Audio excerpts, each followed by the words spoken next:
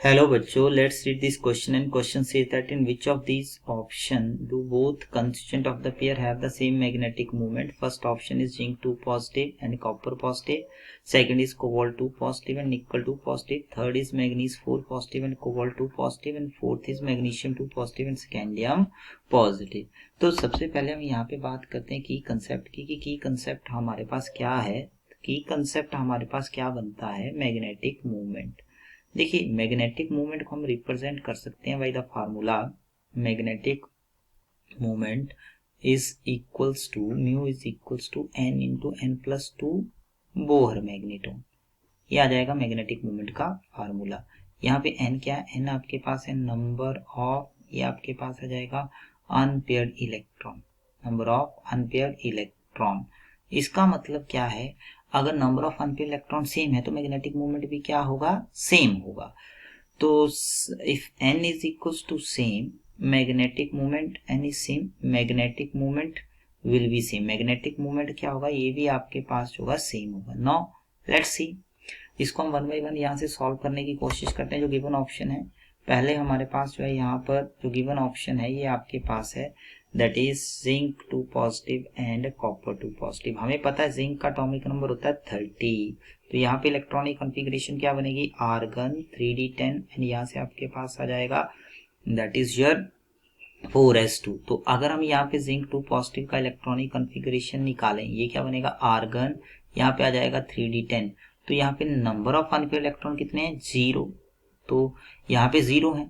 अब हम दूसरा ऑप्शन चेक करें, ये है कॉपर पॉजिटिव। कॉपर का एटॉमिक नंबर होता है 29। इलेक्ट्रॉनिक कॉन्फ़िगरेशन क्या बनेगी, आर्गन 3d10 और 4s1।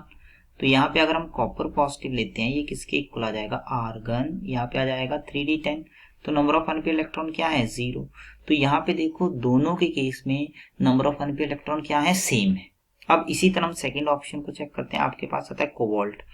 कोबाल्ट आयरन के बाद है, तो इसका मतलब इसका एटॉमिक नंबर आएगा 27।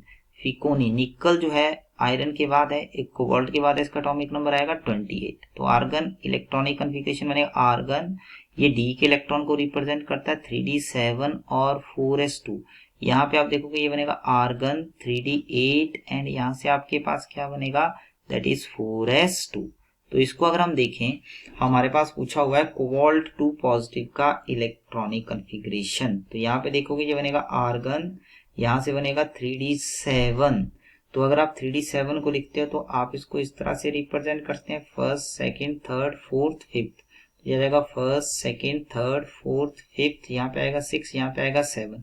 तो नंबर ऑफ अनपेयर्ड इलेक्ट्रॉन कितने आ गए, 3। अगर इसी तरह हम देखेंगे हमारे पास क्या जाएगा, दैट इज निकल 2 पॉजिटिव। निकल 2 पॉजिटिव अगर हम चेक करें, ये बनेगा आर्गन, यहाँ से क्या बनेगा 2 पॉजिटिव है, तो यहाँ पे देखिए ये आपके पास आ जाएगा दैट इज 3d8। तो 3d8 को हम देखते हैं, 3d8 में क्या हो जाएगा, यहाँ पे हम देखते हैं ये इस तरह से आएगा फर्स्ट सेकेंड थर्ड फोर्थ। तो यहाँ से आ जाएगा इस तरह से, आप देखिएगा यहाँ पे नंबर ऑफ अनपेयर्ड इलेक्ट्रॉन कितने आ जाएंगे, number of unpaired electron will be 2।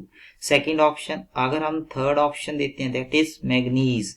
Manganese का एटॉमिक नंबर होता है 25। तो ये कितना आ जाएगा, आर्गन, यहाँ से आपके पास बनेगा 3d5 एंड देन आपके पास बनेगा 4s2। तो हमने बोला यहाँ पे क्या लेना है, मैग्नीज, यहाँ पे आ जाएगा दैट इज 4 पॉजिटिव। तो ये क्या आ जाएगा, आर्गन, यहाँ पे आप देखिए 2 इलेक्ट्रॉन यहाँ से चले गए, 2 इलेक्ट्रॉन यहाँ से चले गए, तो कितना रह गया 3d3। इसका मतलब अनपेयर्ड इलेक्ट्रॉन कितने हो गए, that is your 3। Cobalt 2 positive में हमने already number of unpaired electron निकाले हुए हैं, यहाँ पे ये क्या है 3। तो दोनों में same number of unpaired electron है।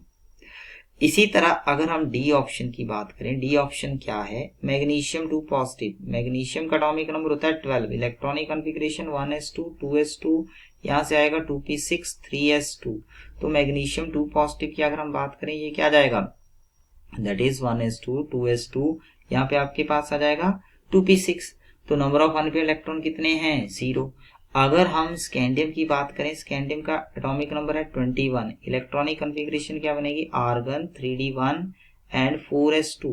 तो स्कैंडियम पॉजिटिव की अगर हम बात करें, यहाँ पे क्या आ जाएगा, आर्गन, यहाँ पे आपके पास आ जाएगा दैट इज 3d1 और यहाँ पे आ जाएगा 4s1। ओके, तो दोनों में देखो same number of unpaired electron नहीं है, यहाँ पे 0 है, यहाँ पे अनपेड इलेक्ट्रॉन है। तो ए ऑप्शन में देखिए यहाँ पे कोई भी अनपेड इलेक्ट्रॉन नहीं है, 0। सी ऑप्शन में देखो यहाँ पे 3 अनपेड इलेक्ट्रॉन है। तो इसका मतलब फाइनल आंसर बनेगा ऑप्शन ए एंड सी।